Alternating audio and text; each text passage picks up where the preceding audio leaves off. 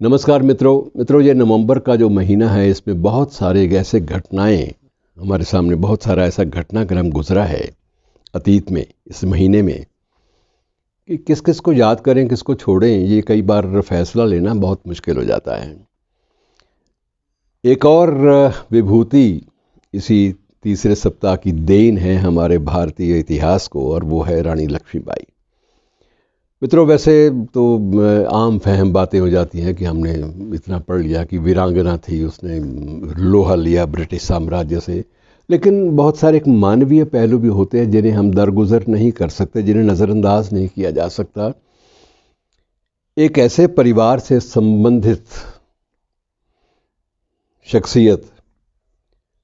रानी लक्ष्मीबाई की थी, जिस परिवार का कोई बहुत बड़ा वित्तीय साम्राज्य या कोई राजनैतिक साम्राज्य नाम की कोई चीज़ नहीं थी, लेकिन संस्कार बड़े प्रबल थे। और आरंभिक संस्कारों में ही युद्ध कौशल, अपनी स्फूर्ति दिखाना, अपना लगातार व्यायाम करना, उसके बाद एक नियमित रूप से ज़िंदगी को बिताने की एक जो कवायद थी, जो अभ्यास था, वो उसको बनाए रखना,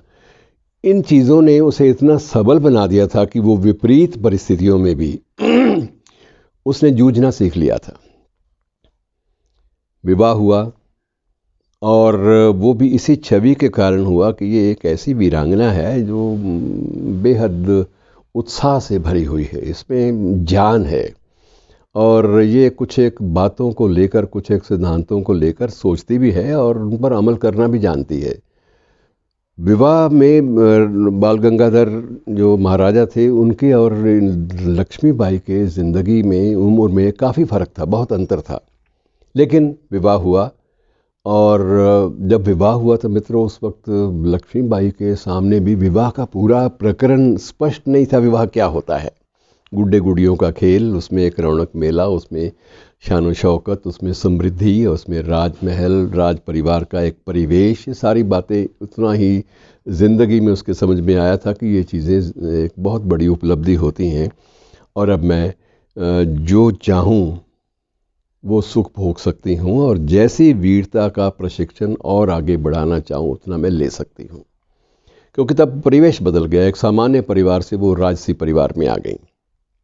लेकिन इसके साथ ही फिर दुर्घटनाओं का सिलसिला शुरू हुआ। महाराजा की मृत्यु हो गई असामयिक रूप से, उम्र में भी बड़े थे, लेकिन बहरहाल किसी भी वजह से उनका निधन हुआ, तो उसके बाद सारी की सारी जिम्मेदारी रानी लक्ष्मीबाई पर आ पड़ी। और सबसे बड़ी संकटपूर्ण स्थिति ये थी कि उस वक्त विदेशी शासन था देश में, उनका तौर तरीका बिल्कुल अलग था। वो ये देखते थे कि जब एक सबल महाराजा चला गया, जिसमें लोगों की आस्था जिससे जुड़ी हुई है, जिसकी जो आम आदमी के जो जो रियासत की जो प्रजा है, उनके मन में उसका जो रुतबा है, वो एक ईश्वरीय रुतबा है। जब वो लगे कि ये ईश्वरीय रुतबे वाली बात तो भाई ख़त्म हो गई, अब तो ये कमज़ोर सी स्त्री है, और इसका शोषण या इसको पद से मुक्त करके इस पर, इसके साम्राज्य पर कब्ज़ा करना ये बहुत आसान है। और इसी नाते से जूझने का सिलसिला शुरू हुआ। और ये ऐसे दिन थे जब देश भर में कहीं ना कहीं एक चिंगारी फैल चुकी थी धीरे धीरे कि इन विदेशी शासकों के विरुद्ध अगर हम लोग मिलकर नहीं लड़ेंगे तो हम कहीं ना कहीं मात खा जाएंगे। और उस वक्त जितने भी छोटे मोटे रियासतों के नरेश थे, किसी बड़ी रियासत के नरेश थे, उन सब लोगों ने निर्णय लिया कि हम लोग अगर मिल के लड़ेंगे तो ये निश्चित रूप से हमारा सामना नहीं कर पाएंगे, और सामना कर भी ले तो हमें अपने अस्तित्व के लिए, हमें नया इतिहास रचने के लिए अपने आप को एक ऐसे रूप में प्रस्तुत करना पड़ेगा ताकि ये लोग जल्दी जल्दी इस बात का दुस्साहस ना करें कि इस देश के आम आदमी को भी और देश के ख़ास आदमी को भी वो बिल्कुल खारिज कर सकें। ये उनमें हिम्मत नहीं आनी चाहिए। और इसी हिम्मत को लेकर रानी लक्ष्मीबाई ने उन दिनों में जो कुछ कर दिखाया मित्रों, वो इतिहास में तो इतिहासज्ञों ने लिखा, लेकिन आम आदमी की ज़बान पर जो चढ़ा वो एक बड़ी अद्भुत घटना थी। और यहाँ तक कि जो आम जो गायक थे, लोक गायक, वो भी ये गीत बड़ा सुभद्रा कुमारी चौहान का प्रचलित हुआ था और वो गीत के माध्यम से हम ये जानते हैं कि उस वक्त जन चेतना का आलम क्या था। वो खूब लड़ी मर्दानी वह तो झांसी वाली रानी थी कि बुंदेले हर बोलों के मुख हमने सुनी कहानी, वो सारी आपको सुनी हुई है आपकी, मैं उसको दोहराना नहीं चाहूँगा। लेकिन साहस और चेतना और चुनौती, इनकी जो एक प्रतिमूर्ति के रूप में रानी लक्ष्मीबाई उभरी, उसने देश के आम आदमी को भी एक जगाया, उद्वेलित किया कि अगर अपना अस्तित्व बचाना है, अगर अपनी संस्कृति बचानी है, अपने जीने का तौर तरीका बचाना है और अपनी जो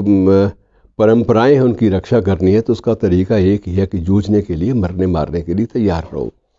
और इस तरह से वो जो एक इतिहास में जो प्रकरण